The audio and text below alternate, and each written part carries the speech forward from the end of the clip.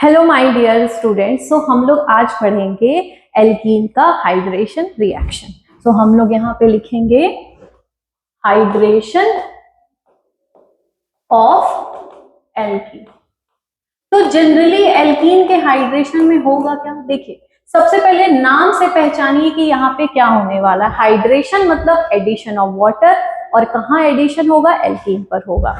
तो यहाँ पे जो हम सबस्ट्रेट लेते हैं बच्चों, वो लेते हैं एल्कीन, और एल्कीन का रिएक्शन हम कराते हैं वाटर के साथ in the presence of acid like sulphuric acid, और यहाँ पे जो प्रोडक्ट बनता है वो एल्कोहल बनता है। ठीक है, अब ये रिएक्शन के कुछ कुछ पॉइंट्स है, वो पहले मैं नोट करा देती हूँ। पहला पॉइंट क्या है यहाँ पे, this reaction follow Markovnikov rule.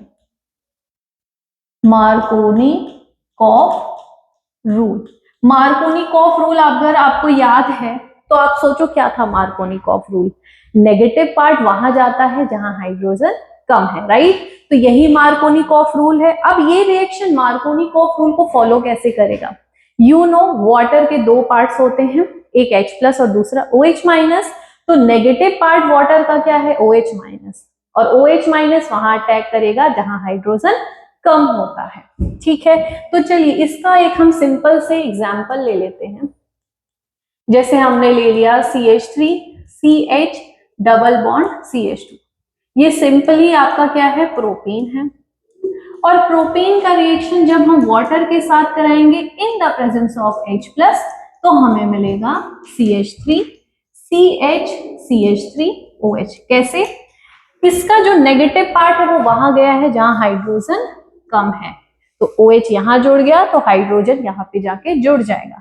This reaction follow electrophilic addition reaction. ये रिएक्शन फॉलो करता है electrophilic addition reaction, electrophilic addition reaction.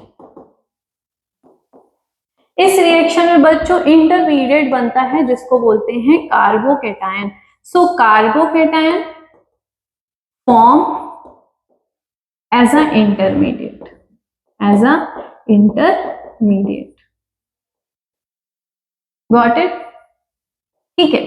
तो मार्कोनिकॉफ रूल से हम प्रोडक्ट बनाना तो सीख लिया, बट इसका मैकेनिज्म जानना सबसे ज्यादा जरूरी है।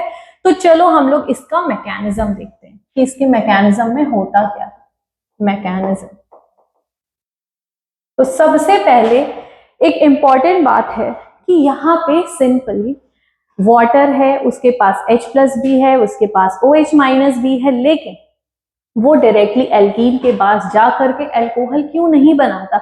हमने यहाँ पे एसिड एज अ कैटलिस्ट क्यों चूज किया है, तो देखिए वाटर होता है न्यूट्रल, ये इतनी आसानी से ना तो H+ दे पाएगा ना तो OH- दे पाएगा।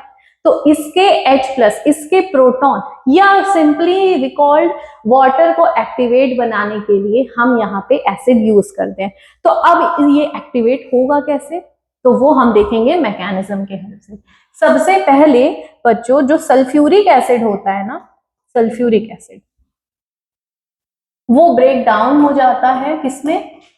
अब कोई भी एसिड एसिड क्यों है, अगर वो H+ दे रहा है तो वो एसिड है। तो इसने क्या किया, जैसे ही हमने थोड़ा सा वाटर डाल दिया ये H+ में टूट गया। ठीक है, अब नेक्स्ट स्टेप में क्या होता है कि मेरे पास है वाटर और मेरे पास है H+।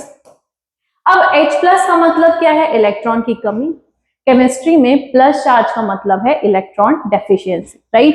And we know very well कि यहाँ पे है लोन पेयर, और जिस भी एटम के ऊपर, जिस भी स्पीशी के ऊपर लोन पेयर है वो एक्ट एज अ न्यूक्लियोफाइल। तो ये न्यूक्लियोफाइल ये इलेक्ट्रोफाइल बन जाएगा, राइट। और जब ये इस पे अटैक किया तो हमें मिल गया H3O+। क्योंकि इसमें ऑक्सीजन ने अपने लोन पेयर डोनेट किए हैं तो यहाँ पे आ जाएगा पॉजिटिव चार्ज। इसको बच्चों बोलते हैं हाइड्रोनियम आयन। क्या कहते हैं, हाइड्रोनियम आयन। ठीक है, अब यहाँ पे जस्ट थिंक अबाउट इट कि वाटर ने अपने, मतलब वाटर में जो ऑक्सीजन है उसने अपने लोन पेयर दिए हैं किसको, H+ को, राइट। अब सोचो ऑक्सीजन पे प्लस चार्ज आ गया है, यानी कि ऑक्सीजन पे डेफिशिएंसी आ गई है, तो ये क्या करेगा, इलेक्ट्रॉन खींचेगा ताकि इसका प्लस चार्ज रिड्यूस होता जाए, तो H क्या होता रहेगा, पॉजिटिव, और जब H पॉजिटिव बनता रहेगा तो ये वाला जो बॉन्ड है वो वीक होता जाएगा, राइट। तो नेक्स्ट स्टेप में क्या होता है, नेक्स्ट स्टेप में इन्वॉल्व होगा एल्कीन, जो कि है हमने लिया है प्रोपीन, और किसके साथ रिएक्शन करेगा, हाइड्रोनियम आयन के साथ रिएक्शन करेगा, और ऑक्सीजन के ऊपर क्या है, प्लस चार्ज है, राइट। अब होगा क्या, ये डबल बॉन्ड इस हाइड्रोजन पे अटैक करेगा और ये अपना सारा इलेक्ट्रॉन छोड़ छाड़ के निकल जाएगा और बनाएगा क्या, CH3 CH, यहाँ पे CH3 आ गया और प्लस चार्ज आ गया यहाँ पे। यहाँ क्यों नहीं आया प्लस चार्ज, क्योंकि 1 degree carbocation, and you know very well कि 2 डिग्री कार्बोकेटाइन ज्यादा स्टेबल होता है 1 डिग्री कार्बोकेटाइन से, तो this is 2 degree carbocation.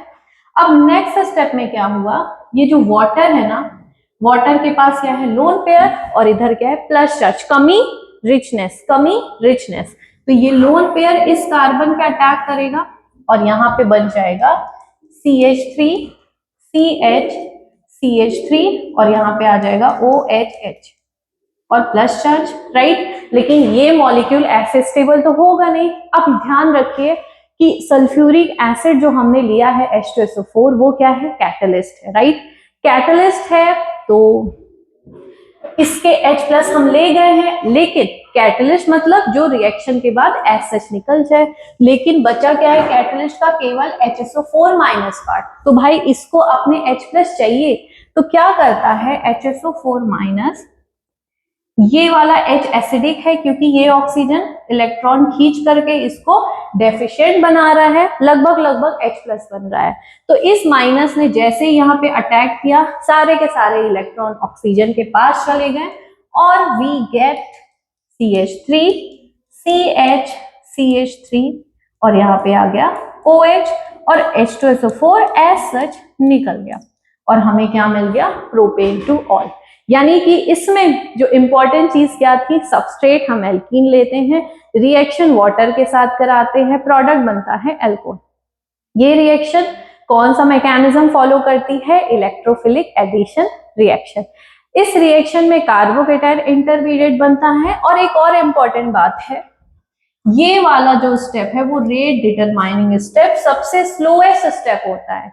That means formation of intermediate formation of carbocation is a rate determining step. Thank you so much.